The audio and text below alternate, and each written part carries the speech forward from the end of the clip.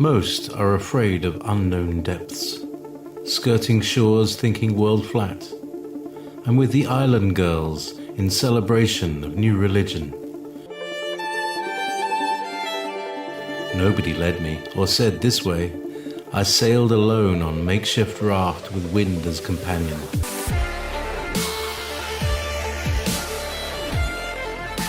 Fate for deliverance, confidence enough to assess new disposition. Seekers of lost paradise may seem fools to those who never sought the other worlds. Welcome to Momentary Zen with Zen Garcia. Visit www.fallenangels.tv. You're listening to Revolution Radio. The best way to control the opposition is to lead it ourselves. Vladimir Lenin. Welcome, friends. I'm your host, Zen Garcia. This is Momentary Zen here on Revolution Radio, and I thank all of you for taking the time to join us this evening. I have as co-host with me Kathy Dunson. Kathy, are you there, sister? I am. Now's the time I can take a rest from all the news and everything that's going on. Yeah, lots of insanity. We have as special guest also this evening, author Johnny Cirucci. Johnny, are you there, brother? I'm there, Zen. Hey, Kath. Hi, Johnny. Well, thanks for taking the time to join us, brother. We do want to speak about and announce the release of your newest book, the third in line in the series of all that you've done to unmask the Illuminati and bring forth information on how to tie together all of what's going on in the world, even with the insane events, the false flag of Vegas and things. You know, last time we talked, it was the whole thing with the collapse of the bridge in Atlanta. So there's always something. But if you would, can you tell people about your new book, the title, what it's about, where they can go to find it and support you? I'd be pleased to, Zen, and I'm always excited to be on with you and Kathy. The new book is Eaters of Children, The Pedocracy Exposed, How Access to Power is Granted Through the Rape, Torture, and Ritualistic Slaughter of the Innocent. It seemed like something that needed to be written about. My bias, if any of your audience remember the last time that I'm on, my bias is that I'm a born-again Christian, and I felt led out of conscience to really get into the details of this terrible system, this terrible scheme, where we've heard about systemic child sex slave trafficking as a serious issue, but we have no idea just how deep it is, just how systemic it is. If it ever comes up on the news, it's only, one crazed lone criminal over here, and this guy in a trailer park, and this guy in a high school janitor. The reality is just the opposite, I'm afraid. The reality is that the world system of power is governed by this unbelievable, heinous mass crime against our own children. And it is used as a gateway to power. If you see someone powerful and prominent, chances are excellent that they have either been a victim of or a perpetrator, or maybe even both. And as an example, the past election, Hillary Clinton has been accused of sex abuse and being involved in this system, and Donald Trump has been sued by a woman that claimed that when she was only 13 years old, he raped her at a party specifically for this purpose. So that is the essence of this third book, and I'd be happy to get into details with you. Oh, yeah. I'm looking forward to going into it because this is something that is not new at all. I mean, it goes back to very ancient times, and it seems to be that the eye at the top of the Illuminati pyramid, the forces, the powers, the principalities, the rulers of darkness, that they have instituted into the whole governance as far as the pagan cultures and civilizations, instituted this debauchery and this abomination and made it part of the privilege of the ruling elite, and in also getting them uh, to do these kind of things so that they can be controlled and so that they can be kind of herded, just like the people herded into a manner of controlling their vote and controlling their actions and having behaviors that are complicit, which they could be brought down if so chosen, or to keep them toeing the line. And so it seems like going back even to very ancient times, even the Bible speaks about this with regard to a lot of the pagan cultures and civilizations, how they even were involving themselves in huge orgies at the same time that the sacrifice of children on a burning altar with the screams and shouts and the cries of agony. And yet, for some reason, that seems to be a turn on for these sadistic, twisted, and elitist bloodlines. And so, can you comment about that? That was brilliantly put, and I didn't mention any of that. However, that is how I start my book. Well done. Excellent. Excellent. It is an ancient system, and for those of us from the Christian perspective, we are quite familiar with it. I call it I have two one phrase and one term for it, and I like to think that I coined them both. The term I call the pedocracy, the idea that abuse of children is the foundation of the system of governance, or I also call it the devil's simulation. And I begin right at the beginning with chapter 1 and talk about the temptation of Christ depicted in Matthew chapter 4, where the devil takes Jesus up to a high mountain and says, all of this I own, I will give it to you. Well, pardon me. He shows him all the kingdoms and then says, all of these I own, I will give them to you if you worship me. And Christ says, worship the Lord your God alone and be gone from me. And the devil left him. Now, this is a very old doctrinal issue for Christians. Many Christians are quick to throw in the towel on fighting injustice because Scripture appears to say that the devil owns the earth, but it's much more complex than that. The devil doesn't own the earth. The devil has overlaid.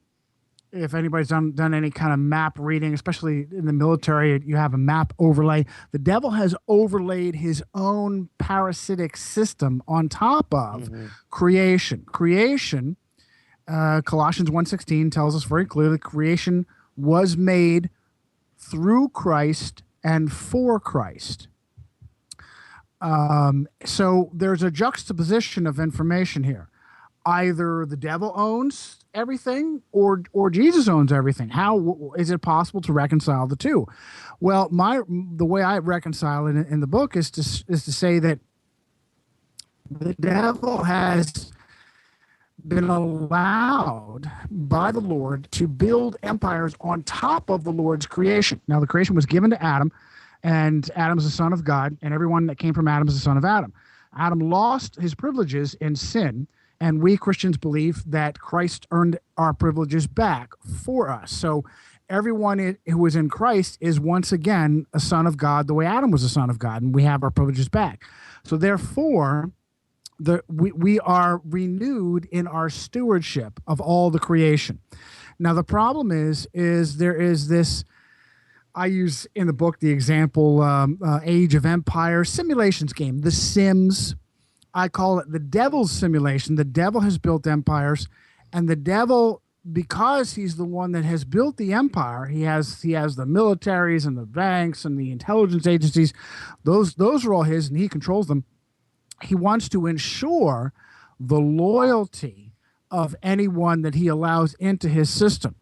And the best way to do that is to have that individual go as far from what we Christians understand as the nature of God. We Christians understand the nature of God to be empathy and compassion and self-sacrifice, whereas the opposite of those are extreme selfishness, to feed lust of all kinds, to have no compassion and no empathy, to revel in the suffering of the innocent, as opposed to the godly character to be drawn to it in a desire to love and protect it. So if you show that you are willing to do that, to partake of the opposite of divine attributes, it really is a very, very simple equation, Zen and Kathy. Self-esh or selfless. How willing are you? Are you so desirous to get ahead that you would shed yourself of any of the divine nature? Are you so willing to get ahead that you would revel in the harm of the innocent? And if you're willing to do that, if you're willing to take anything that is innocent, a baby, an animal, and do harm to that life in order to do your deal with the devil, your Faustian bargain, then you're in. Then you're in on the devil's simulation. And very, very likely you're in for life, because that is the ultimate blackmail. We have, I'm speaking as and on their terms, yes, we have video footage of so-and-so raping a child. We have video footage of so-and-so torturing and murdering a child. You're in. How could you betray a system that has that kind of blackmail evidence on you? So this goes way, way back to, as far as I'm concerned, with the first empires that the devil has built. And I give as examples Tiberius, who in his debauchery had to retreat to an island. I mean, you can't think of anything more. You figure of a Roman emperor, boy, they could do anything they want, right? They're God. They unlimited power, and yet Tiberius had to retreat to his own island in order to partake of this extreme debauchery. And I call it, the first orgy island, because there's an example later on. It was the island of Capri, and it really says a lot that here you have the most powerful individual on the earth that has to retreat to an island because his debauchery is so extreme. And he also raised Caligula on this island, and few people who know about Caligula, Little Boots is his Latin nickname, that's what Caligula comes from, would question. I mean, Caligula was madly in love with his own sister, had sex with all three of his sisters. Vicious, brutal individual. And this is where it comes from. They partook of this system. Lots of mythology is built around this. The worship of mother goddesses like Cybele and her concubine Attis, which is supposedly a teenage boy that was so devoted to her that he castrated himself. This ancient pagan belief carries through all the way through to today, where these vicious, sick individuals castrate young boys in worship of Cybele in commemoration of Attis. So it is an ancient system. Oh, and by the way, this this mother goddess worship based on sex and reproduction continues to be born again through figures like Isis. You ever heard that before? Columbia, Semiramis, who's supposedly the wife of Nimrod. It really just gets repeated over and over and over again. I'm pretty sure we talked about in the last time the myth of the legend and myth of Nimrod and Semiramis that was reborn again in Osiris and Isis, which is the architectural foundation of Rome, which was mirrored and replicated in Washington, D.C., which was originally called Little Rome on the Tiber, then later changed to Little Rome on the Potomac, and then later changed to Washington District of Columbia. And again, Columbia is a goddess fabricated in the image of this mother goddess cult. So it is an ancient Luciferian order, and it is carried through to today. The keepers of this system is the Roman Catholic Church. And we see many of these images mirrored. I'm afraid that much of the worship of Mary has nothing to do with the young lady Miriam who bore our Savior in the Middle East, and is just a mirror of this ancient cult of Semiramis and Isis and Cybele and Columbia. So, and most good Catholics have no idea what the roots are, but it is a system that is based on defiling the innocent to show your dedication to this, what I call the devil's simulation. Mm-hmm. Yeah, the Astarte and the whole Oedipus complex and how they marry their mothers and all of that, the mythologies carried down through these bloodlines, the strategic marriage, these certain bloodlines coming back in connection over several generations. And yeah, it's insane. And from the outside looking in, it doesn't make any kind of sense to us, but there is strategy, and the devil has it down to a science in the way that it is put forth and masterfully orchestrated and played out among these bloodlines, the centralization of power, wealth, influence, all these bloodlines, all related, sitting on the thrones of the world, holding the positions of prime ministership, presidencies, queens, kings, all of that, the princess. And we don't understand. And I like the way that you put it as far as the devil simulation, this matrix that's overlaying upon, because basically he's counterfeited a system and created this whole 9 to 5, this world, this carnal world of materialism, the accumulation of wealth, the control of supply and demand and means, and because we all have to eat, we all have to have a livelihood, we have to live in sheltered and things like that. But the opulence and the control of that opulence and the luxury and all that is put and as far as established on top of really just our basic needs, all of that is what has created this Romanesque, this system of opulence and luxury, and the what the elites like to indulge in, as far as what the devil uses to control and to direct and to guide these family and these bloodlines into the abomination which he's instituted into all these paradigms. It's insane, but it has worked, and it continues to work, and we see it carried over even into this day and age. But let me give Kathy a chance to comment or question here, and then if you would, can you take us through some of the history and bring us up to date? We'll save the latter part of the show for commentary on how, and even how all this ties together with what we see, the false flags, Nero, all that with the burning of Rome. I mean, this kind of thing has been utilized. Tactics have been utilized.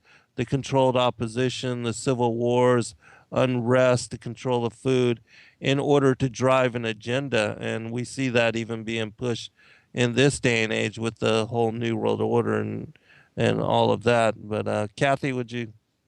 Well, I'm just really glad to see that Johnny has written this. I think people need, I know I do, need to understand historically where this has impacted the world and society, and how this has infiltrated and been such a part. Because before I was really open and awakened to what is truthfully going on, all of this was just, there and so insidious and such a huge part, but I had no idea. And so for me, understanding the origins and how deeply it was within society. And you were talking and I was kind of thinking how that so much is fantasy or illusion to the average person. In anyway, that this gives us an insight into what is really going on. I mean, it's like looking around and seeing there's demons and devils everywhere, but it's sadly it's the truth. Yeah, and it's important to understand the beginning in order to make sense of the end and where we're going and everything in between. So, if you would, Johnny. Yeah, sure. Excellent. Yeah, great points on both of you. And Zen, I'm reminded as a result of what you had said earlier that it really is, again, it's this simple. As despicable and complex and powerful as this system is, it really does boil down to the simple equation of selfish versus selfless. Are you willing to do anything to get ahead? Or is there some semblance of the divine nature in you that pulls you back from partaking in this devil's simulation? I was interesting for me, my first book, by the way, I never told anybody where they can get this and get any of my 3 books on Amazon, Illuminati Unmasked, Secret History, or Eaters of Children. It's fascinating to me that I feel the Lord has walked me on this journey, because I revisited. Now, I just done Secret History to do the background of Illuminati Unmasked. I felt it was pretty timely, given the Lord allowed me to have that published in 2016, and here we are on the 500th anniversary, 2017, of Martin Luther nailing his 95 Theses to All Saints Cathedral in Wittenberg in 1517. And it's fascinating that I did cover the issue of Emperor Constantine in roughly 300 AD, and whether or not he had a legitimate conversion to Christianity. It still is a question that I don't think anybody can answer definitively. However, I did not appreciate some of his reforms until I wrote this 3rd book. And some of Constantine's most powerful reforms were to drive this system underground and to make child sacrifice illegal. And that tells me very powerfully that he was in the us versus them battle. I feel he was on our side. It still doesn't say he was a born-again Christian, but it's a strong indication that there was something that had legitimately changed about him. And I make the contention in my 2nd book, Secret History, that anything that he did wrong was actually just a consequence of him being an emperor, not necessarily something that he did specifically to cause harm. Particularly, it was the coalescing of power in Rome under the Bishop of Rome to become the seat of Christianity. Whereas Christianity thrives, is its absolute best and healthiest when it is the most decentralized. Organized religion and centralized power are the easiest ways to corrupt. And I think that's exactly what the devil has done. He has used organized religion and centralized power to corrupt, and that is why the hierarchy of the Catholic Church has been used so powerfully to take this system over. Regardless of the intent, it is a syncretistic mix of this ancient pagan system with the trappings of Christianity. Now, the rank and file Catholics don't know this, and I certainly do not want to offend them, but I want them to keep their minds open to this idea. Are you a Catholic or are you a Christian?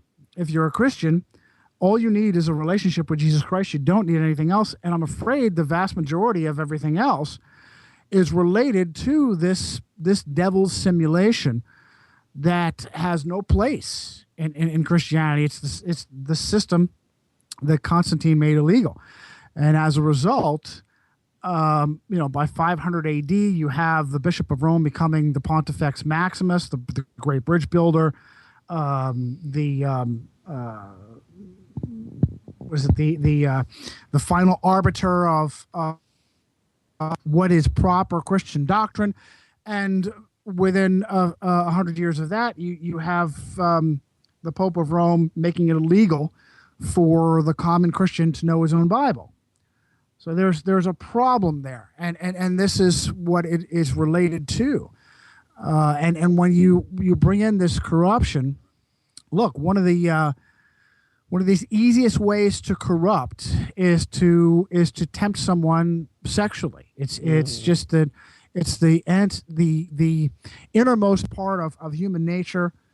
And as I say, it really is the easiest way to get to someone, is to appeal to their lusts, and that's the essence of what it means to be a Christian is self-discipline, self-control.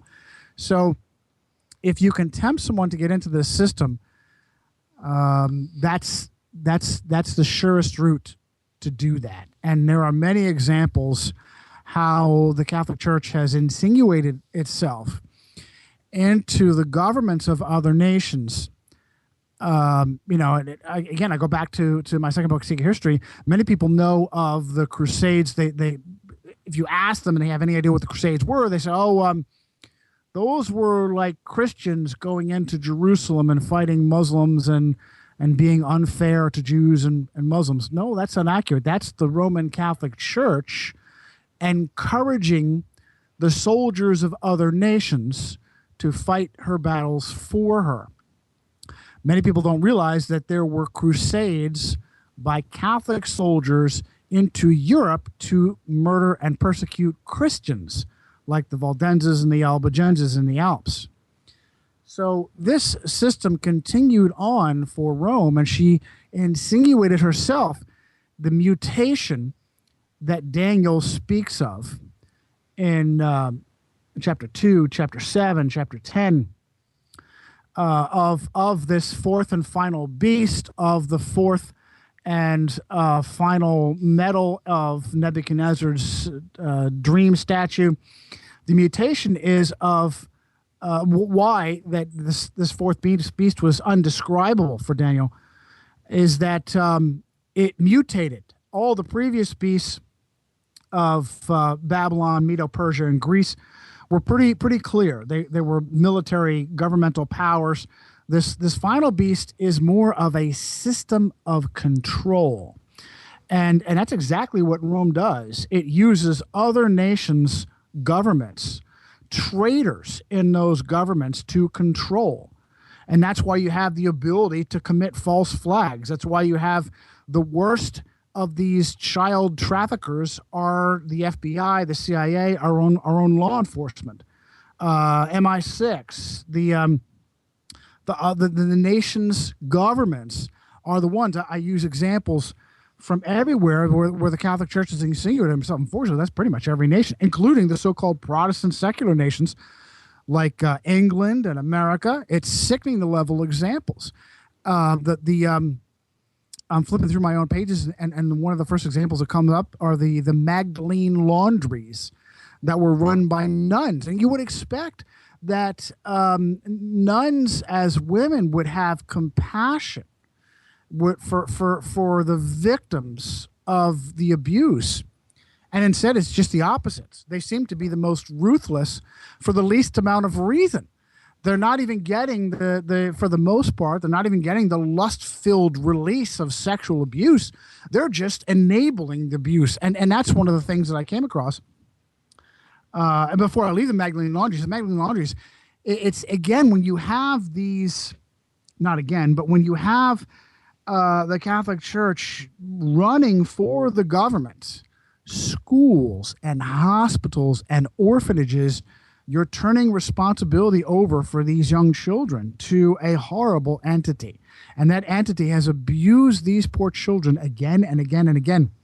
I just read of another mass grave being uncovered, this time in Scotland. 400 bodies of children found outside of a Catholic orphanage in Scotland. St. Mary's. Unbelievable. That's a war crime, Zen. Kathy, it's a war crime. And this story is repeated over and over in mass graves. You're taking these children after they've been murdered, either worked to death or raped to death or both. Australia, the Christian Brothers, they had the home children scandal. Children were taken off the streets across the world, from Malta to London, kidnapped off the streets, sent to Canada, America, and Australia. In Australia, the home children were raped at night by the Christian Brothers and used as slave labor during the day. And that's how they end up, hundreds of bodies of these kids murdered, slaughtered. And the other despicable aspect of this is why I would consider the Catholic hierarchy as basically an enemy nation. Because everywhere they go, they insinuate themselves, Catholic hierarchy, superiors and clergy at all levels. As soon as superiors receive complaints about clergy or about clergy abuse, their very first reaction is to protect the clergy, is to enable them. They move them to a new parish, an unsuspecting parish, where they can rape and rape again, and the new families have no idea that a wolf has been released in their midst. And Zan and Kathy, this happens almost every single time. You got to think about that. Wait a minute. You have a parent saying, first of all, the mere fact that a devout Catholic parent would find out that their child has been raped by a priest, and then they would go and complain to the bishop? What? Instead of taking it to local law enforcement, and I'm sad to say many times that doesn't do anything either, because they are complicit, they are corrupt, they are involved. But the vast majority would instead go to the hierarchy, and the hierarchy is thank you very much. They take the pedophile priest, they protect him. They say, listen, I'm going to send you to counseling. You're going to learn that this is very bad. You're going to police yourself, and I'm going to move you to a new parish.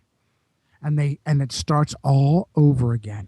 And the most despicable aspect of my research and what you're going to see in this book is there is no justice. Is that these monsters rape freely for decades. If they're arrested, they're not brought to trial. If they're brought to trial, they're not convicted. If they're convicted, they don't stay in jail very long. Yeah, that's a very sad thing. And we even see that with the Franklin cover-up. I mean, that and as bizarre and as crazy as that whole story was in the media, and even with the Washington Post speaking about that, Senator John DeCamp, he spoke about just reporting about how the boys club and how that was all involved. And yeah, it seemed like the first time somebody finally fingered the Catholic priesthood for the kind of abuses that were going on. But that is just the tip of the iceberg, and it goes way, way farther back, and the cover up has been ongoing. As you said, they keep moving all these pedophilic priests, and it's not just the pedophilia. I mean, there's child sacrifices, mass graves, as you spoke about, the even crazy stories of them hunting, the royal elitist families, and human hunting parties, bizarre rituals, the drinking of blood, frightening, terrorizing children to flood their blood with endorphins, consumption of that. I mean, just weird, just bizarre, just crazy stories. And again, it just seems so above just belief that the most of the public, can't they can't buy into it. They just think it's something that's made up. And yet when you do the investigation, you examine, just like with the Hampstead, the children, the stories of their fathers, and these different principles and of these different schools, and their involvement in these satanic sexual rituals and this pedophilia, and its connections to some of these secret society groups and satanic groups, and it just absolutely bizarre. And yet when you examine it, look at it, I mean, why are these children, and how would they, without ever having met each other, are able to relay the same story, speaking about the same kind of abuses, the same kind of child sacrifice? The involvement in this satanic ritual is just too bizarre. And yet this is the reality of what Lucifer has these individuals involved in. And it's not just the royal, these elitists, it's politicians across the board, presidents, senators. I mean, just the bizarre aspects of all this. So can you speak about that as far as the connections with some of the things that have come to light, even in recent years, with the satanic ritual abuse, the weirdness, the stories, that just seem just too bizarre and too beyond belief to even imagine. Can you relay some of that? Absolutely, man. So many great points. I had to jot some notes down to keep track of them all. Good, well done for you. Now, the first thing that I wanted to go back to was the scandal in Omaha, Nebraska. For us as truth seekers, we feel, we've seen that the chief whistleblower has been Nebraska State Senator John DeCamp. Unfortunately, I have found that he's actually the chief gatekeeper. The mere fact that we call it the Franklin cover-up and not something else, that's based on a redirect of Lawrence King, a scapegoat. The epicenter of the Omaha, Nebraska child sex slave trafficking scandal was the Roman Catholic orphanage of Boys Town. And it should have been called the Boys Town cover-up and not the Franklin cover-up. The Franklin Federal Credit Union had nothing to do with it. In fact, the only reason that it came up is that Boys Town was under fire because millions of dollars were funneling into Boys Town. Boys Town is a massive, it's its own municipality, it's its own school district, as well as being a very well-known, thanks to Hollywood and I think it was MGM, with that Spencer Tracy movie back in the 30s of just unbelievable great propaganda on behalf of this orphanage. And in reality, it was a central location to funnel victims in for sex slave trafficking. One of the things I uncovered from my book is that one of the victims that was funneled through there was Charles Manson.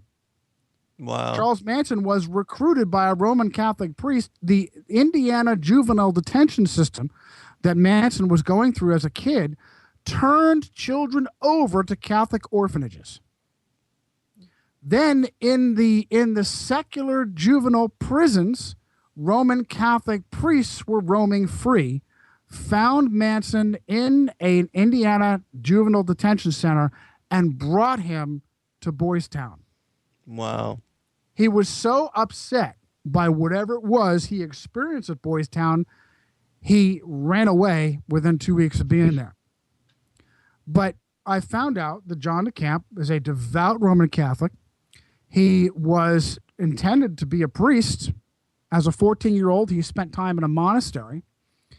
And as a result of his being a devout Roman Catholic, he was picked to be the aide-de-camp to the Saigon station chief during the Vietnam War. That Saigon station chief was the warrior monk himself, Bill Colby. Bill Colby would go on to be director of the Central Intelligence Agency. No surprise there, the Central Intelligence Agency, the OSS, was founded by Roman Catholic Knight of Malta, Bill Donovan. Just like the FBI was founded by devout Roman Catholic Charles Joseph Bonaparte, great-grandnephew of Napoleon Bonaparte. Our own institutions are our greatest enemies, and they don't answer to us. Mm-hmm. There's not anybody that would look at, heck, I would just say, watch the Oliver Stone movie JFK, almost a documentary, even though it's a movie. And you can't walk away from that movie and not feel that the CIA was directly involved, if not primarily responsible, for slaughtering a sitting president. Zen, Kathy, that's a military coup. Right. How is that possible? How is that possible? The essence of supposed Iran-Contra wasn't the trafficking of arms. I mean, if back in the day when I was I poke fun at my family and call them conservatards because they refuse to they refuse to take the truth red pill, Fox News and all that. When I was a conservatard, I used to think that Oliver North was a hero because here he was.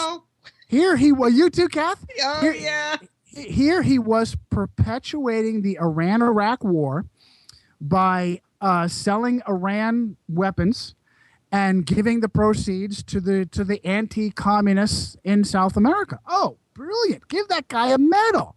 But unfortunately, that's not the essence of what was going on. The arms trafficking was only the side benefit.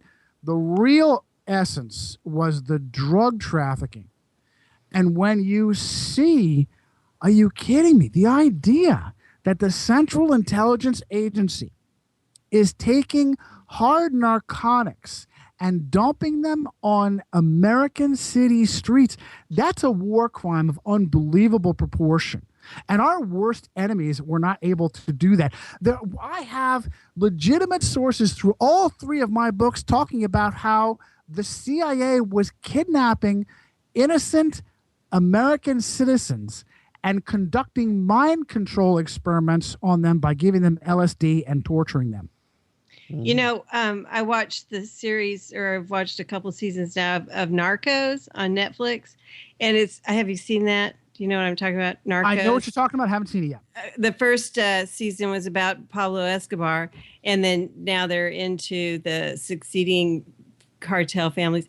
And I can only look at them and think, you guys are just pikers compared to the CIA. They're just... And Kath, that is the sick thing. How is it possible that our own Central Intelligence Agency is slaughtering a sitting president in broad daylight, is trafficking in drugs, is kidnapping American citizens and conducting mind control experiments?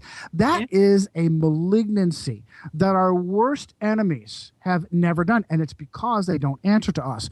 So back to Boys Town, the epicenter of this, now all this money is coming into Boys Town, and millions of dollars. And one of the places that they were laundering this money is through a United States government federal credit union, the Franklin Federal Credit Union.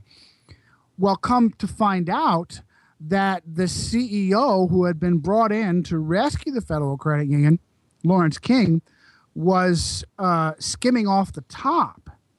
Oh, well, that's the one crime he should never have committed. And as soon as it was learned that he was stealing this money that was coming in from Boys Town, that's what set him up for United States government officials from the FBI to Internal Revenue Service collapsed in on him and the Federal Credit Union. He was arrested for embezzlement of specifically $38 million. Here he was, child trafficking, kidnapping kids, bringing them to parties in Washington, D.C. to be used as blackmail for senators and politicians and whatnot. Never even touched. As a matter of fact, as this started to erupt and come out, there were 3 victims that came forward: Alicia Owen, Troy Bonner, and Paul Bonacci. Of those 3 victims, the FBI showed up in Omaha, Nebraska, and zeroed in on the weakest of the 3, Troy Bonner, and flipped him with pressure and threats to be used against Alicia Owen. And he was used. He took back his statement. Oh, let me back up.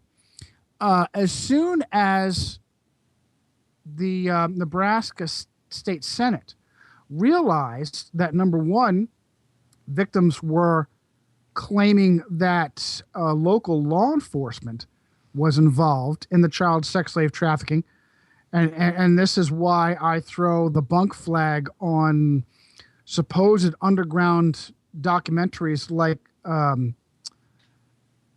was it Silence? Conspiracy of Silence. Conspiracy of Silence, the Yorkshire Television BBC documentary that was supposedly slated for release on Discovery Channel and then kept from release and is now found on the internet, mentions absolutely nothing of Alicia Owen's accusation that the very chief of police, Robert Wadman, was a frequenter of these Lawrence King parties, had frequently raped her, and had actually impregnated her on one of these occasions.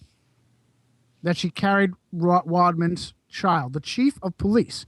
So when the local Nebraska Senate found out that they weren't going to get any help from law enforcement, they hired their own private investigator, Gary Caradori.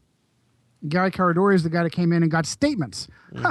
Local law enforcement didn't get it. The FBI showed up not to get statements, not to get to the bottom of the child sex slave trafficking, but to do just the opposite, to bully the whistleblowers, to beat down the kids who had come forward to complain that they had been raped.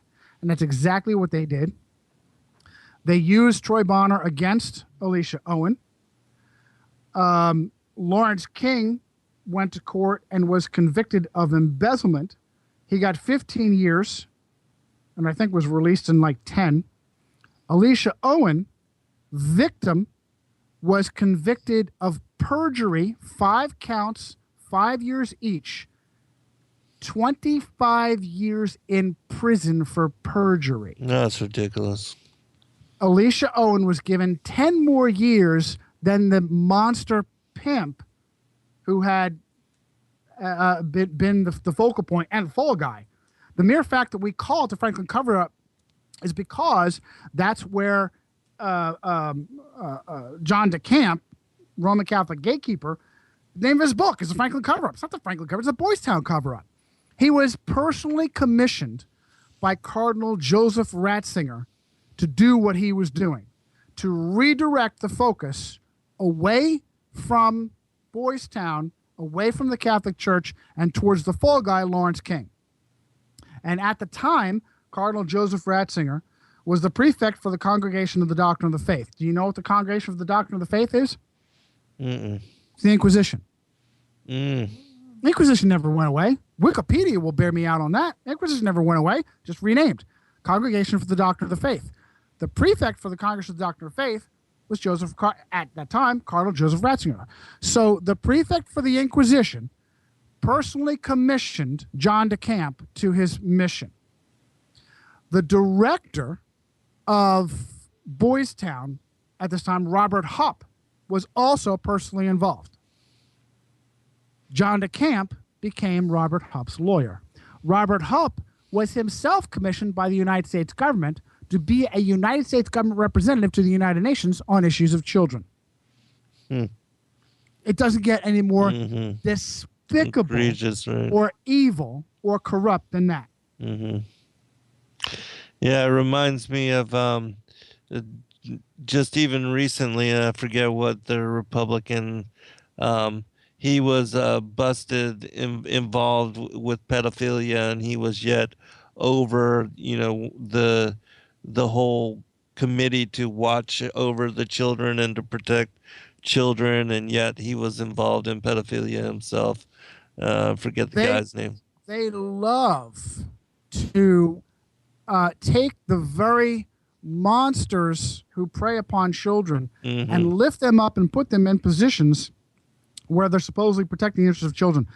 A great example is the Haiti issue, the Haiti affair. Right. And a woman that went to Haiti to traffic children, Laura Silsby. The terrible earthquake in the beginning of 2010 caused all kinds of chaos and havoc in Haiti. And it was exploited by these monsters. And this woman, Laura Silsby, supposedly just an average businesswoman. Where was she from? There in Idaho. And with her nanny, she recruited, I believe it was 8 Baptist missionaries who had no idea what they were actually being recruited for child sex slave trafficking. Showed up in Haiti to exploit the chaos. She took these children. She convinced, and here's something that I found, Zen and Kathy, that for the most part, as I got into specific examples of criminal behavior, I don't think I've come across any example where a parent was diligent and loving and responsible, and yet their child was taken. The vast majority, and as far as my specific examples go, without an exception, are of orphans or parents who hated their own children or parents who abrogated their responsibilities for their children. And the few examples that might contradict that, the parents should have been suspects and weren't. Johnny Gosh, Polly Klaas, John Benet Ramsey. The Ramsey couple were chief suspects, and the prosecutor buried the evidence. So we had this incident in Haiti, and these monsters, particularly Laura Silsby, was able to convince poor Haitian families that they could do better by their children than the Haitians could. And so and sometimes it was money was involved, bribery was involved. They talked these families into giving up their own children. And if the families had simply been diligent and said, no, I'd rather keep my child, even if I don't have the full ability to care for them the way I prefer, then put them at risk and put them in your hands and not know where they're going. She collected up 32. Was it 32 or 33? It was a free Masonic number. I think it was 33. She collected up 33 Haitian children. Where did she go? She didn't go to the airport. She didn't go to put them on a ship. She took them to the border of the Dominican Republic, where she thought it would be the easiest way to sneak them out. And even there, surprise. Welcome back, everybody, for a second hour. I'm your host, Zen Garcia. This is Momentary Zen here on Revolution Radio. This evening, I have as co-host with me Kathy Dunson, and we have as special guest author Johnny Cirucci. We've been speaking about his new book on pedocracy, which I thought that was a really excellent term. And it ties together with, well, we know just recently, a year or so back, we had the whole Pizzagate and how all that has come forth, and the ties with the whole Lolita Express, Epstein, and these islands with all these very elitist rich people, just like what Johnny was talking about, the island of Capri with Tiberius and all the debauchery that was going on during those times.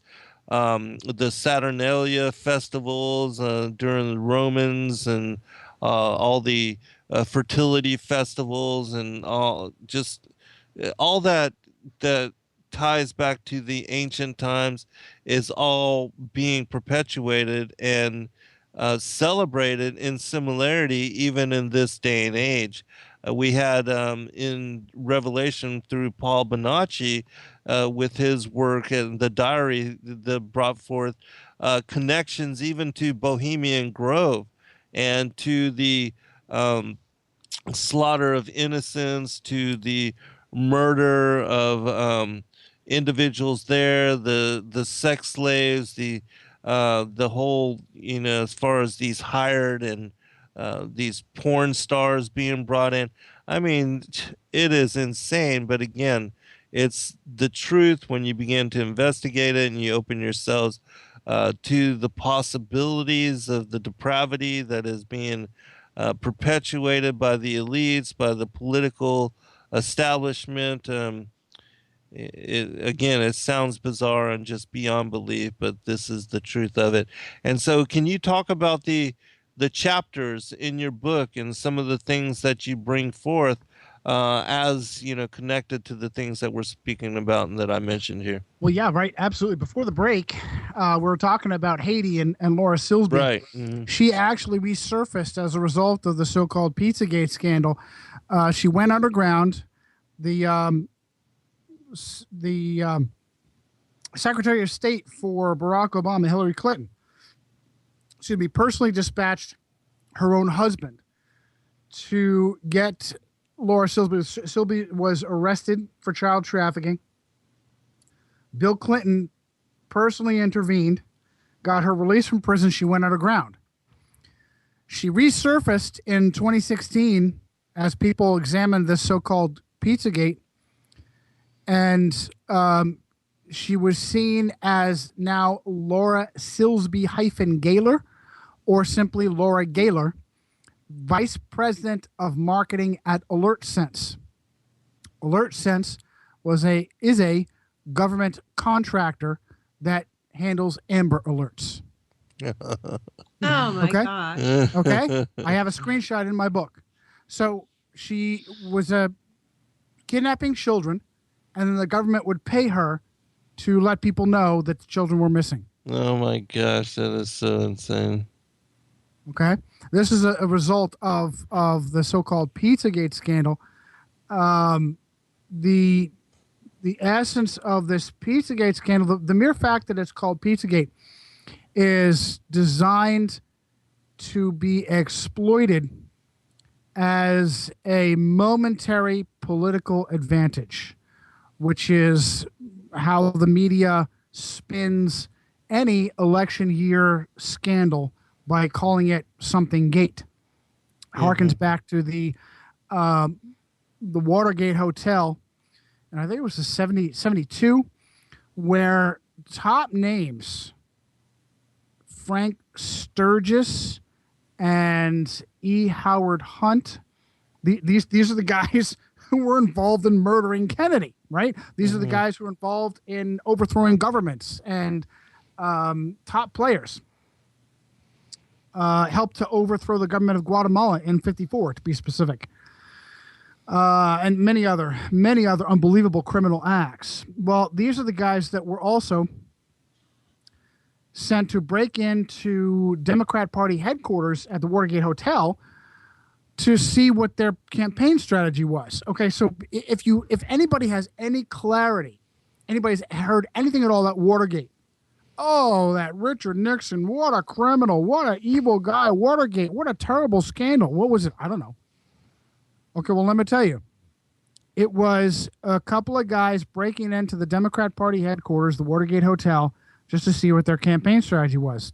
Does that sound like it was an incredible scandal that should be blown up out of proportion? No, that's exactly what it was. It's exactly what it was.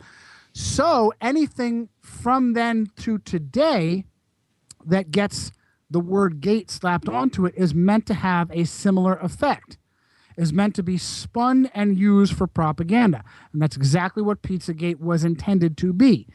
A slight, and this is how arrogant they are.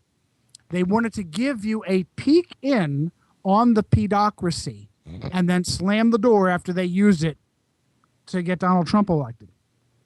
Hillary Clinton was just as into the machine. Now here's the deal. I am convinced, as my contention, that the very top of this pyramid, the eye of the pyramid, is the Vatican's Rome. They are equally in the Vatican's pocket. Donald Trump was screened by the Jesuits at Fordham for 2 years. As soon as they realized they could use him, they moved him over to the University of Pennsylvania, where I have information that they control in secret, in incognito, for a supposed public education.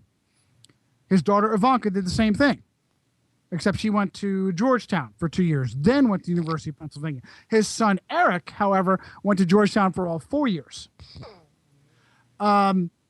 Hillary Clinton, our vice president, Mike Pence, the devout evangelical fundamentalist.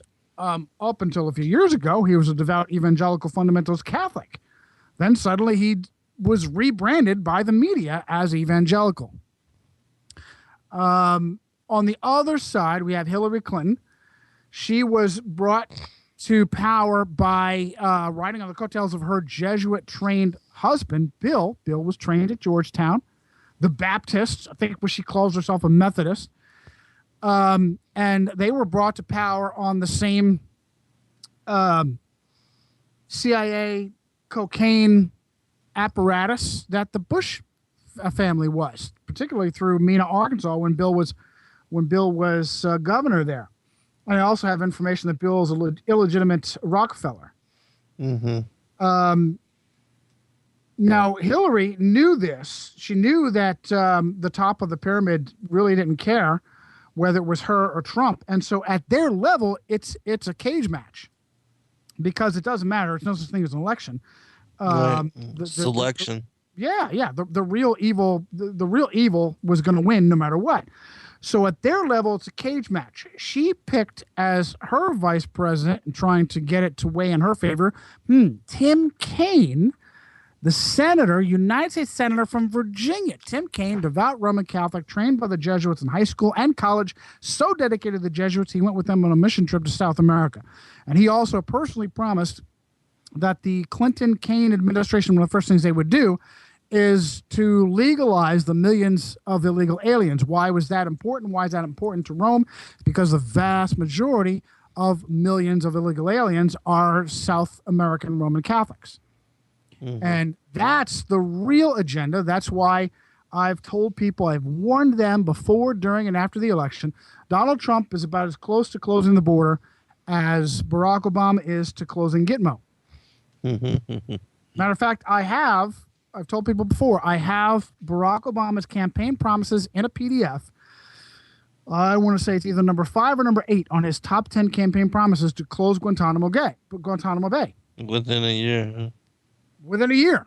And Guantanamo Bay is still open. Why is that? Because Guantanamo Bay, wait a minute, where is Guantanamo? Guantanamo Bay is in the middle of our enemy, our communist Cuban enemies location. How is it even possible? The United States Navy operates a base in Cuba. How is it even possible? It's all a big joke, folks. There is no such thing as a Cold War. What they do at Guantanamo Bay is they take innocent Middle Easterners, torture them into becoming jihadis, and then release. Right. That's the whole purpose, and that's why it will never be closed. The whole purpose for the treason of decades of open borders is to maintain that for several purposes, but the most important thing is so that Rome can inundate America with millions of illegal aliens. The vast majority of them are Roman Catholic. They change the face of the culture. They add this layer of clash of civilizations for chaos, And they also keep the borders open for threats, to manufactured threats that normally wouldn't be there. Unbelievable, Zen, Kathy. It's treason. And I'm telling you all in the audience, just like I said, Donald Trump is a fraud. He's about as close to closing the borders as, like I just said, Barack Obama was of closing Gitmo. So they allowed, this is how arrogant they are. In 2016, they leaked information about this Comet Ping Pong Pizza restaurant in Washington, D.C., being a hub of child sex slave trafficking, frequented by Hillary's, I believe, his campaign chief, John Podesta. Big policy wonk in the Democrat Party, remains a powerful player for the Clintons, whether it's Bill or Hillary. And it was released that he was going to this networking hub, this child trafficking hub, to partake of abuse of children. And so we had people on the for instance, we'll go back to 2011, which I mentioned in my book.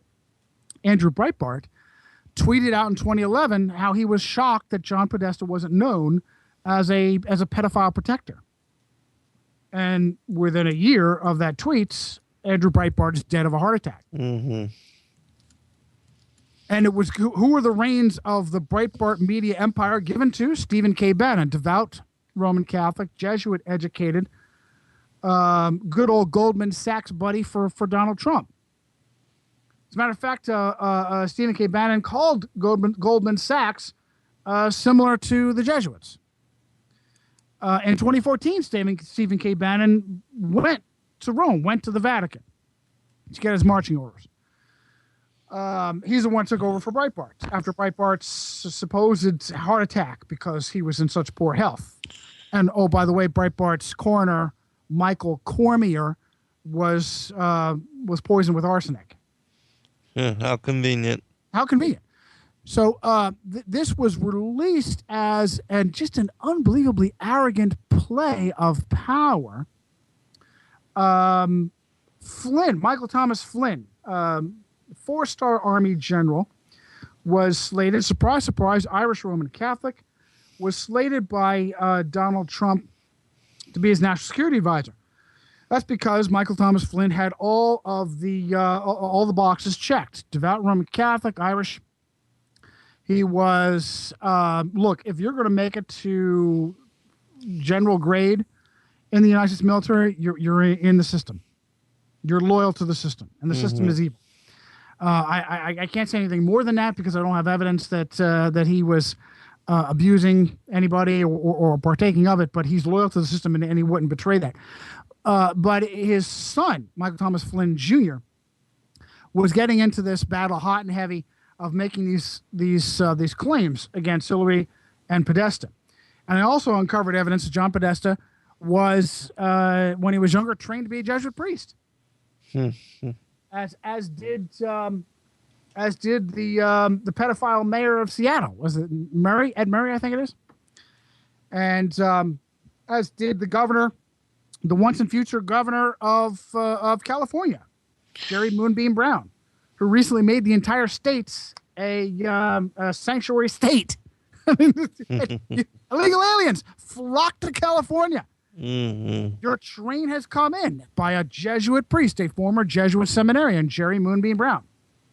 And so Michael Thomas Flynn Jr. was getting into this battle hot and heavy. It really seemed, I'd hoped that it was out of the sincere effort to uncover this, but I haven't seen much more than that. And so my suspicion is it was just a play to get the Trump team in. Well, unfortunately, after the Trump team got in, they buried this, pushed this back under the carpet, and jettisoned Michael Thomas Flynn as now security advisor, trumping up, no pun intended, the ludicrous slander of him having too close ties with Russia. So the Pizza Gates is misnamed as much as Franklin cover-up is misnamed. It's all part and parcel to the devil's simulation, to the pedocracy, and they have the arrogance to attempt to give you a peek on the abuse of children, the systemic abuse of children, to get one of the child abusers in power. And to further flesh that out, for instance, Donald Trump, see if I got the quotes, good friends with another pedophile provider, Jeffrey Epstein. Trump is quoted, and by several mainstream quotes, I think it was New York Post, New York Magazine, as calling Jeffrey Epstein a great friend. Jeffrey, let me see if I can pull this. Is it young women, girls? He said, Jeffrey loves, let's see here. Really important I get this quote for you. Something like Jeffrey loves to party, loves to be with young girls almost as much as I. Loves them a little bit on the young side. Anyway, I didn't get the but he's a frequent, supposedly he is a frequent visitor to Epstein's St. James Island, which is nicknamed Orgy Island, where they bring these children there to be raped by the movers and shakers. Here's a list. Let me get a list. Bill Clinton, Kevin Spacey, Chris Tucker, Stephen Hawking. I guess he was there as a joke for everybody to laugh at. Prince Andrew, Bill Richardson from New Mexico, Alan Dershowitz, David Copperfield, the magician, Courtney Love, the rocker, Ehud Barak from Israel, Ralph Fiennes, the actor, Alec Baldwin, the actor, Teddy Kennedy, the senator who's passed away, Tony Blair, who waited until he left being prime minister to tell everybody he was a Roman Catholic, Naomi Campbell, Dustin Hoffman, Michael Bloomberg, Mick Jagger, David Frost from the BBC, Jimmy Buffett, Michael Jackson, Richard Branson, I think, is the Virgin Airlines, Virgin Airways, Virgin Space. What a big joke that is. Mm-hmm. Jeffrey Epstein, okay? So Jeffrey Epstein is a child facilitator, child sex slave facilitator. He avoided prosecution until 2007, I think. 2007, okay? They brought him into Florida in 2007 on federal and local charges of everything: child sex slave trafficking, soliciting children, you name it. The federal prosecutor dropped all the federal charges.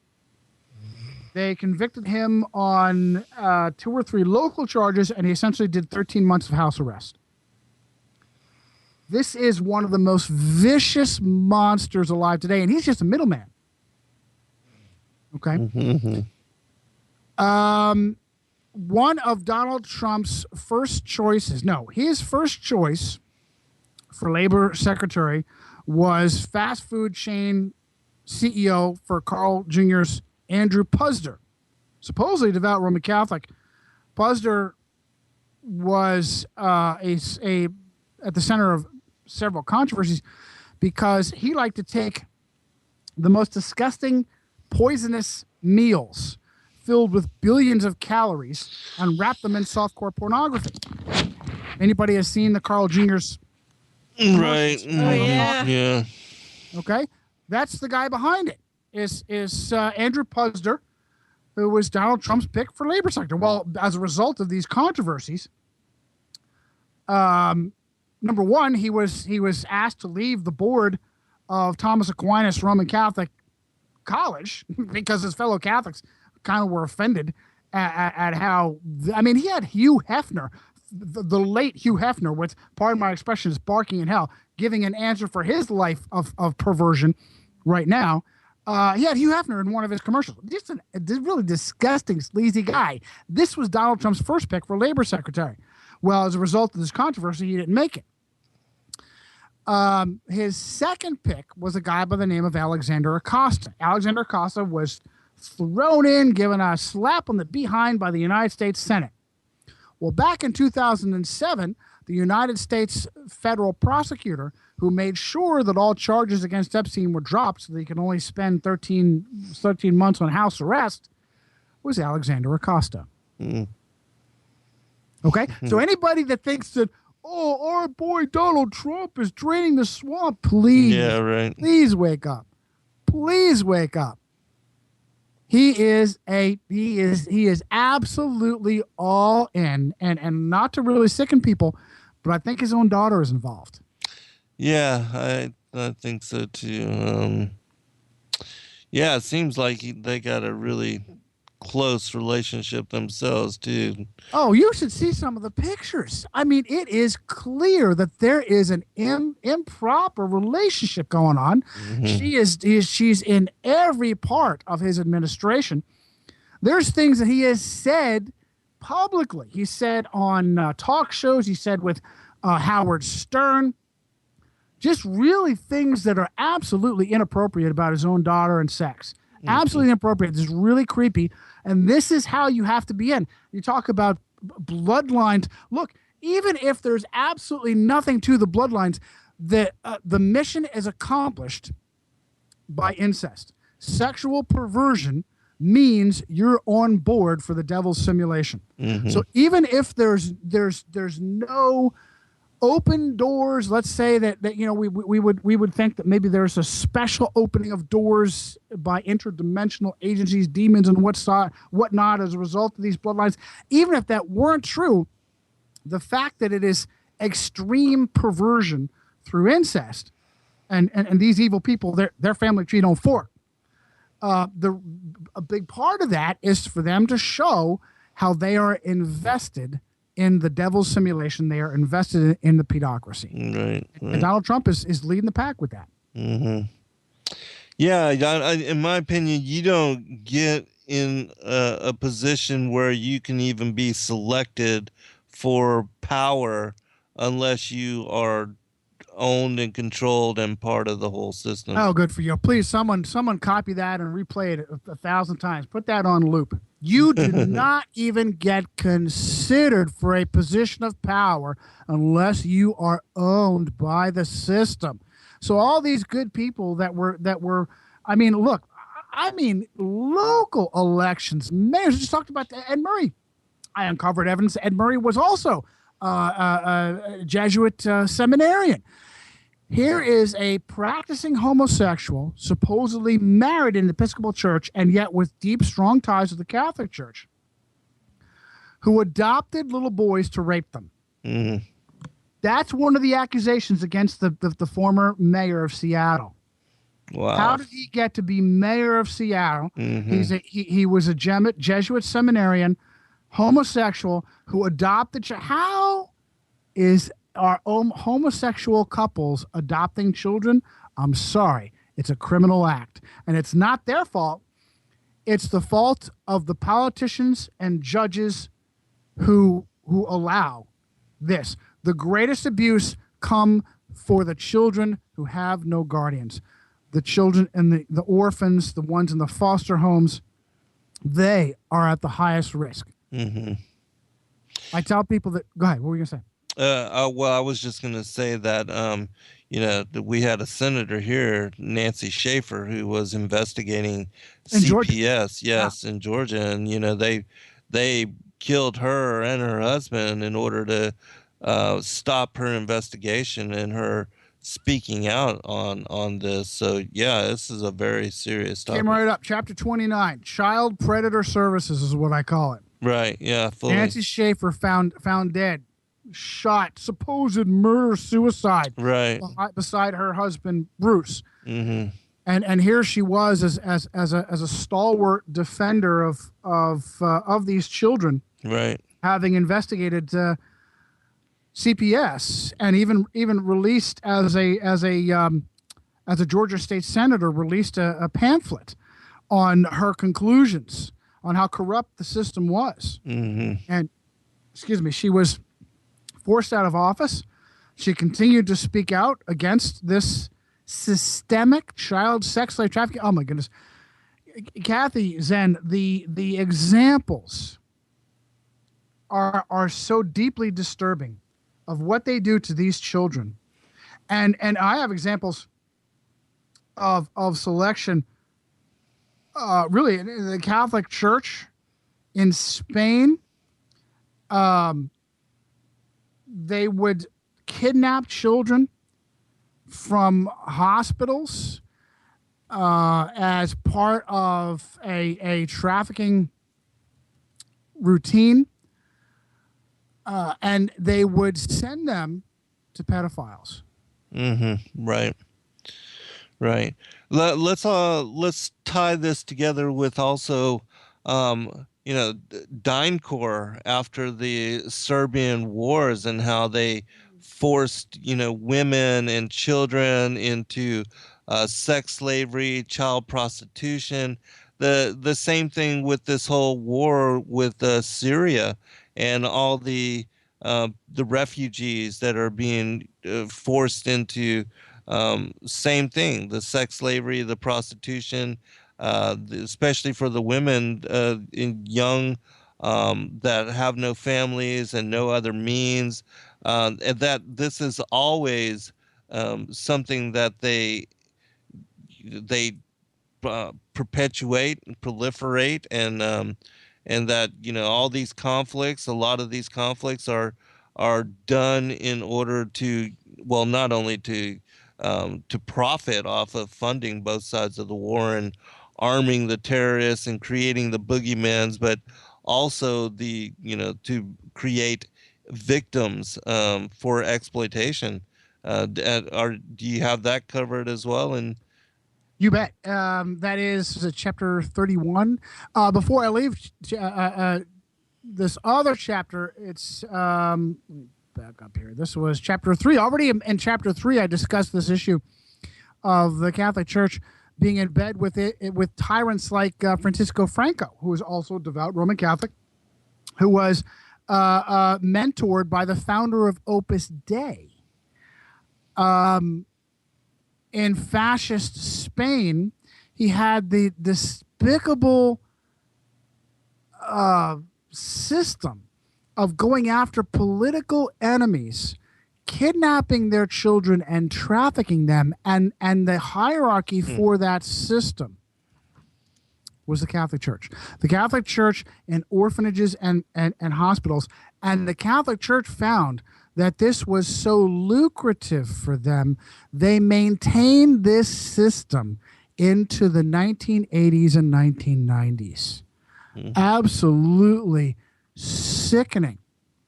The wars involved, and good for you, the wars, modern war, is absolutely fabricated and unnecessary.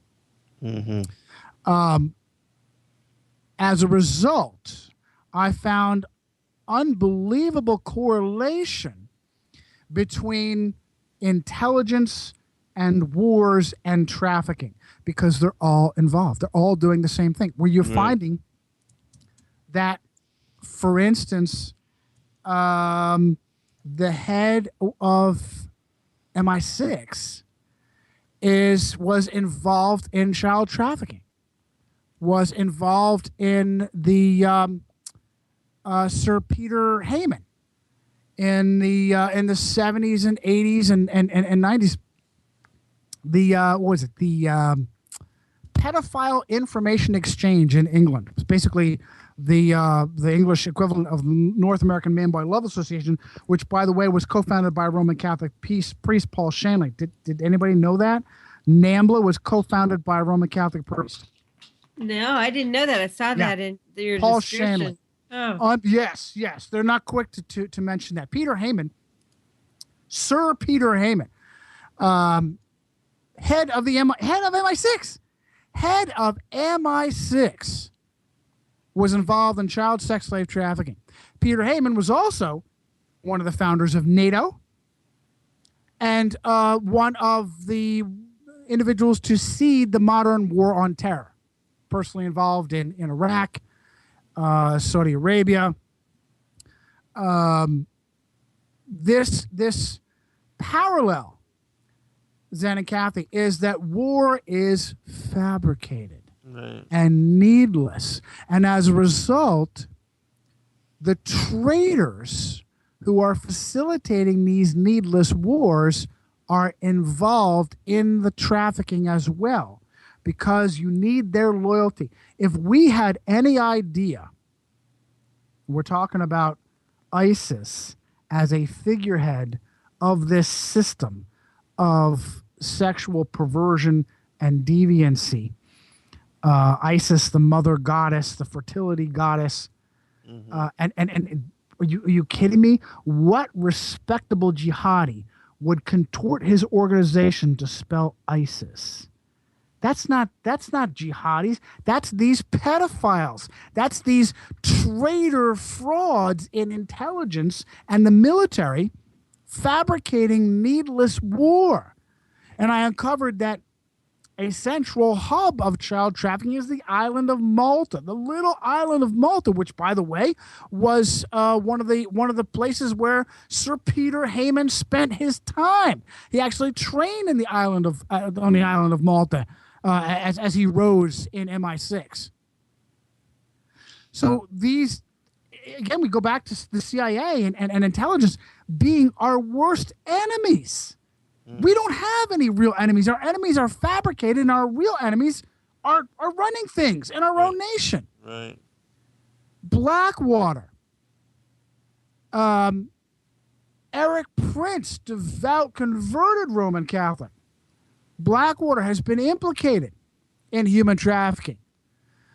The treasonous war in Libya, initiated by Barack Obama, turned, again, all these wars turn stable nations into chaotic messes. I've personally seen it.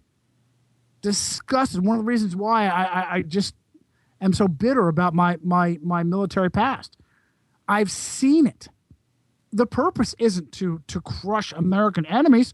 The purpose is to take good people, turn their nations upside down, and make them havens for child sex slave trafficking. Right. Yeah, it's so sad. And that's where profiteers like Blackwater come in. Right. Yeah. Hey, brother, we've got just a little bit of time remaining. I wanted to get you to speak on, and also, Kathy, we'll go to you for comment here in just a minute. But if you would, I wanted to get you to speak a little bit on the Mandalay and all that is involved there, as far as what your research is pointing to. Of course, it seems to be false flag and the cover up, and this guy, whoever he is, being put forth as a patsy. But what do your instincts tell you, and how do you feel about all that as is played out? Well, that's perfectly put. It's instinctive at this point. It's really impossible to get anything definitive. Right. But here's what we can. Did we lose Johnny? I think so. Johnny, are you still there?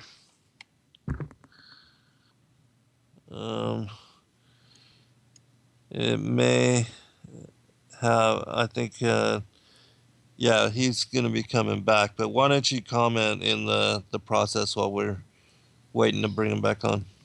Well, I was thinking about, one of the shows that we had done around the time of Pizzagate, and just the horrors that we were discussing, what is going on that people are just not aware of. And with war, too, it's become such a part of our society that people are willingly brainwashed into the rooting, for USA against these countries that, we have no reason for being there. And it's just such a huge mind control morass, and it tears apart so many areas of our society, bringing home these maimed and broken individuals. And it's sad on so many levels. And it's really good for Johnny to be out there, because he has the experience, the background in so many areas. He's so knowledgeable. I hope we're able to get him back on. Did you get him? It dropped him, but I am going to try to add him again. Okay. Yeah. And I was thinking about that, and the conspiracy of silence.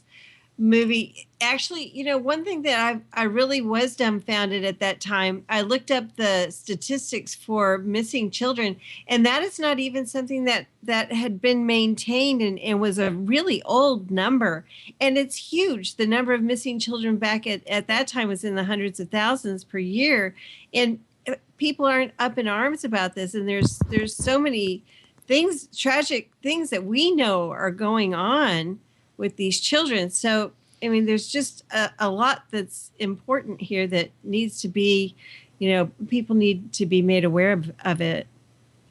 Yeah. And, when you look at some of the old documents, as far as like Northwood's, the document, and how they talked about that, even back then, the Joint Chiefs of Staff, General Lemonster, talking about how they were going to fund the terrorism, create terrorism in order to bring forth a pretext for blaming other countries, or in giving the government a reason to crack down on terrorist elements, and basically creating the boogeyman, as we talked about. This is the modus of operandi that is playing out, especially in this day and age. We saw during Bush's time the PNAC, the whole file of we need a new Pearl Harbor as the reason for instigating and bringing forth the pretext for this never-ending war of and on terrorism. And how, are you there, brother? Yeah, boy, that's weird how that happened. Here I was trying to talk about false flag, and everything goes haywire. Oh, gee, I wonder. Exactly. Yeah, imagine that. But yeah, if you would. I do see they are fast and furious taking down videos quickly today. Yeah. Mm-hmm. Yeah, and I think that there's controversy over whether or not it was whether or not there were real casualties. I think the controversy within our own community is whether or not there were actual casualties, or whether or not this was a Sandy Hook style incident where the entire incident was fabricated. I think the most important thing is to caution. I think that this is done on purpose to divide our own community. There's no need, there's no reason. And I was getting concerned. I have a close friend who immediately got vested in the understanding that there are casualties. Because I have a friend whose cousin was killed there. I was like, dude, I can't use that as a reference, and I can't prove it. It's not as important to prove that the type of false flag. Same thing with our questions about 9/11. I think the most important thing is to realize, number one, we've been lied to. Number two, the enemy is our own government. The enemy is our own media. Let's band and bond together on that, and not allow specifics to needlessly divide us. I've seen this used as a machine tactic on 9/11. Let's agree that we've been lied to. It's absolutely ludicrous to be told that 2 civilian airliners made 3 skyscrapers pancake into their own footprint. Right, in Never happened 11 seconds. Yeah. Let's not get into an argument over how it was done, over whether or not there were airliners, whether or not it was space weapons, whether or not it was thermite. Let's just agree that we are being treated as enemies. Let's focus on the words false flag, which is an unbelievable treason committed against us by our own institutions, law enforcement, government, media. I think that it's really the number of red flags that crop up. The guys on the 32nd floor of the hotel, 32nd floor, raining down terror on the people. How can you even see that far? No less shoot that. Mm-hmm. There's 2 pictures of this guy, and the one close-up of him, he's got his eyes closed. And it looks clearly staged, where somebody says off camera, okay, close your eyes, take the picture. He's been around for 60 years of life, and there's only 2 pictures of him. And the other one is got to be a joke because superimposed in it are the Powerpuff Girls in the background. There's a picture of him and his brother Eric. There's screenshots all over the internet of how this has been presaged. There were calls, Craigslist, references to incidents in Las Vegas 1 or 2 days before the incident. It clearly was premeditated. There was a drill too. There was a drill that was just every time you see drills. What the drills do, and you guys know this, but maybe in your audience, just to clarify for your audience, you can't have everyone read in. You can only have key players read in. So what the drills do is the drills confuse everyone who's not read in. First responders that have no idea what's going on. Hey, there's an active shooter drill. 5 minutes later, there's an active shooter. They're not sure what's going on. But as soon as you see a locus of active shooter, or whatever the case is, whatever the false flag is, centered there, you know that there's something planned to be staged there to help confuse first responders, confuse anybody in the media local media that isn't thoroughly controlled. So, look, the bottom line is we're being lied to once again. It is absolutely a false flag, and the essence of this false flag is to continue our enslavement. The fact that these incidents are coming now at a rapid pace, I think is actually a good sign. It's a sign that we are rattling them, Zen and Kathy. It's a sign that we are forcing them to increase their tempo in these activities, and they're going to increase them, and every time they ratchet up these incidents, they raise the possibility of making a mistake. They raise the possibility of involving someone who is just fed up. And that's what I have repeatedly been telling as we come to a close. I've repeatedly been telling my audience on Resistance Rising and Blog Talk Radio that the most serious damage is going to be done on the inside. They're going to have someone that they thought was owned. They're going to have someone they thought was blackmailed who's going to throw care to the wind. Maybe they become, maybe they find a spiritual anchor. Maybe they become a born-again Christian. They're going to throw care to the wind. They're going to say, I don't care what you have on me. I'm going to turn the tables on you. The most serious damage is going to be done by them, to them by someone on the inside. And I think that the more that they ratchet up these incidents, the more they push, the harder they push, the more they increase the chances that someone is going to break ranks.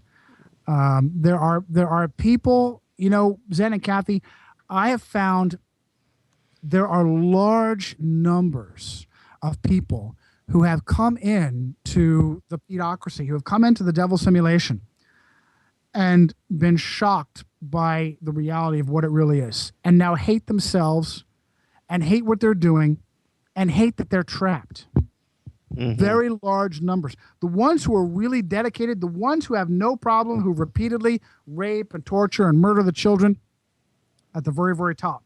There's a very, very large number of cogs in this machine that are just desperate for an opportunity to break free. Mm-hmm. Yeah, absolutely. And for those that don't know what we're talking about with regard to the drills, is that there was drills during 9/11 with Vigilant Guardian and other drills, and also drills at the London, the 7/7 bombings, drills going on there. And there always seems to be a pretext for drills right prior to these false flag events happening. This has been the modus operandi in other cases, in other situations, and always seems to be the case when you have these kind of government-sponsored terrorist boogeyman events to scare the public, and also to infiltrate and to instigate an agenda to drive forth the New World Order, to bring forth more, gun control. They definitely are after our Second Amendment rights, and they're trying to, um, as far as the institution of the Patriot Act, the decimation of civil liberties, the giving up our freedoms in order to gain security, as Ben Franklin said. I mean, all these things are playing out. I think more and more people are waking up, which is a really good thing, because we need people to wake up to what's going on. But there seems to be a mood of questioning. At least there's no longer just buying into it and not examining what is being pushed forth. And it seems like everybody now knows that the propaganda that is being pushed by the media, that all of that is just fake and propaganda. And so there's definitely knowledge coming to light, which is a positive thing. Kathy, I'm going to give you a chance to comment here, and then we'll get you, Johnny, to give out your website information once more, and then we'll get final comment from you. Well, there's been an awful lot of information coming out, and I do find it interesting that they are already practicing the backscatter and increased security procedures the second day, the day after. Right. And so, that's where they're positioning us. And it's also, for money, Adelson and Chertoff and all of that. So that's kind of where I'm seeing this go. We're going to be talking more about this tomorrow night. Yeah, tomorrow night. Right. But Johnny, I really liked what you said about, we need to not be divided over this because, of course, we don't know for sure whether people were killed. Things that I saw, I didn't really see that evidence of that. But, I'm in Tulsa, Oklahoma, so I don't really know. But I really do like that sentiment that we need to be as people who are seeking truth, as Christians especially, we need to be, together in loving our brother and not coming against one another over this. We know it's false flag. We know that they have agendas and that they're moving forward with it. Well, more truth will come to light too, as we did before.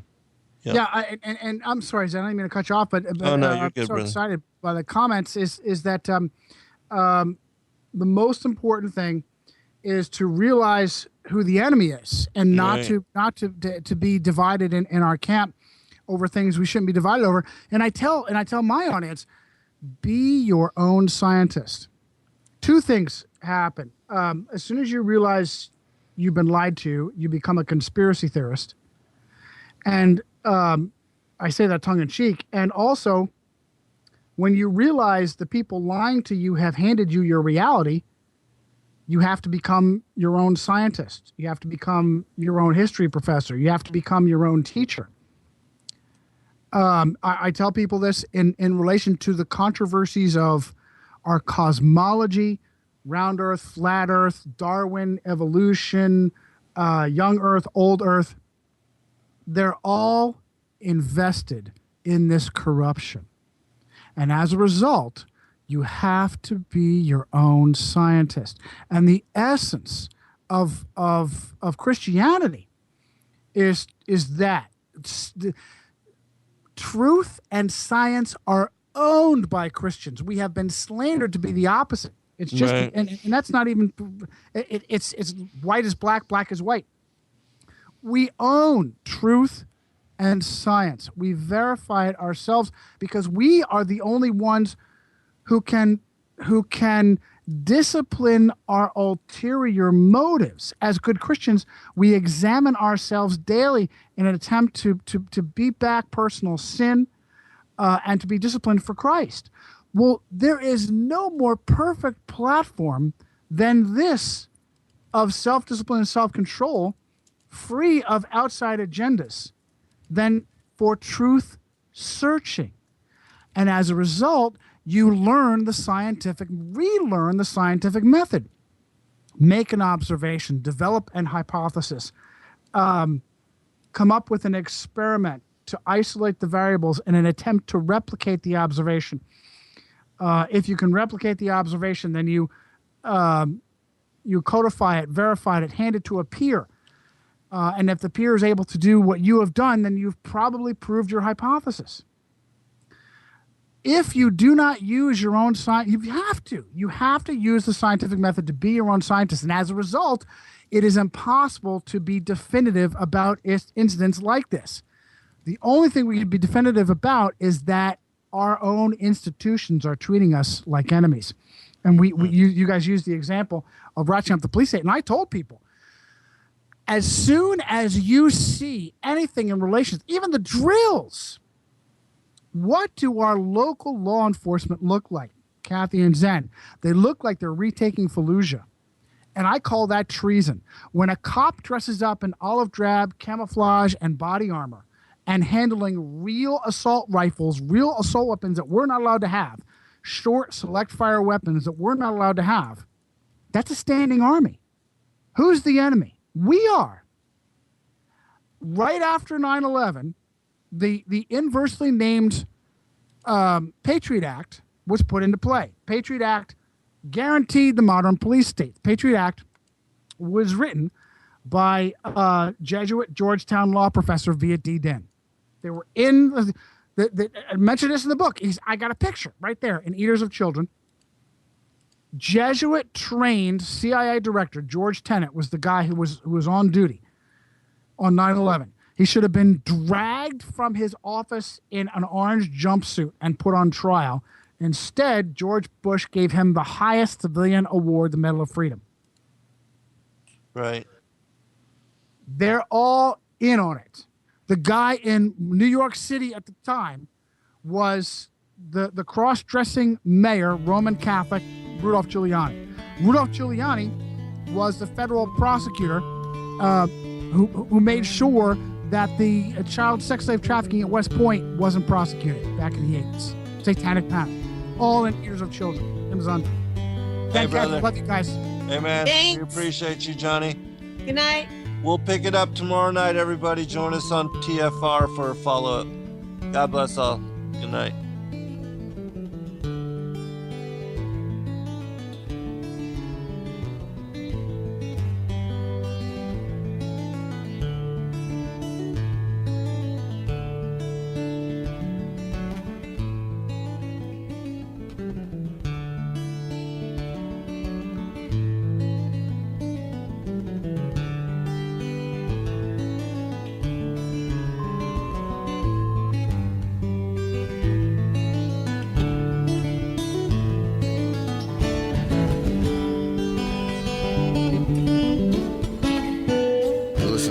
Radio at freedomslips.com, and we'll